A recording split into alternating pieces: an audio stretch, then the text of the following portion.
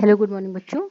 Previous lecture में हमने ऊतक के बारे में पढ़ा था, प्लांट ऊतक और एनिमल ऊतक। ऊतक क्या होते हैं हमने बताया था, समान उत्पत्ति, संरचना और कार्यों वाली जो कोशिकाएं होती हैं उनके समूह को ऊतक कहते हैं। ठीक है, अब हम आज डायग्राम भेज रहे हैं जिसमें देखिएगा कि प्लांट टिश्यू में है पैरेन्काइमा टिश्यू, कोलेनकाइमा टिश्यू और स्क्लेरेन्काइमा टिश्यू।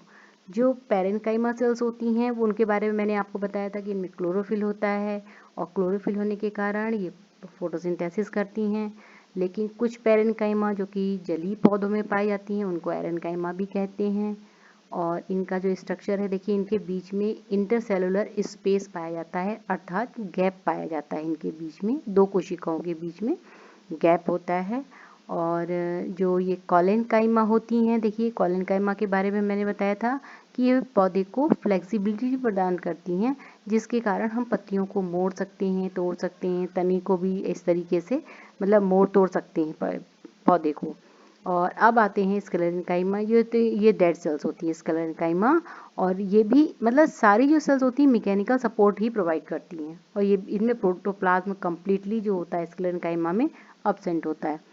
और जो ये हैं एनिमल जो टिश्यू है इनके बारे में देख लीजिएगा। कनेक्टिव टिश्यू, जैसा कि मैंने बताया था, रक्त होता है कनेक्टिव टिश्यू। एपिथेलियल जो टिश्यू होता है ये आउटर लेयर होती है और सुरक्षा प्रदान करती है। और फिर मसल्स जो टिश्यू होती हैं इनका काम क्या होता है, मसल्स को जो है वो मतलब बनाती हैं। फिर जो नर्व्स टिश्यू होती हैं ये नर्वस से संबंधित जितने नर्व सेल्स हैं, जैसे कि ब्रेन है, स्पाइनल कॉर्ड है, इन सबको ही बनाती हैं। तो बीच में जो बना हुआ है देखिए न्यूरॉन का स्ट्रक्चर है, ये साइटोन होता है, डेंड्राइट्स इसमें निकले हुए हैं, बीच में न्यूक्लियस होता है। तो ये आगे इसका फर्दर हम लोग जब आगे बढ़ेंगे आगे की क्लासों में इसका एक अलग से स्ट्रक्चर आपको पढ़ने को मिलेगा।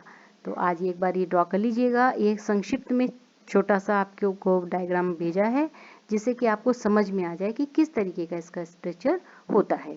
थैंक यू बच्चों। अगर समझ में आ जाए तो सब्सक्राइब करिए, लाइक करिए और शेयर करिए। Thank you.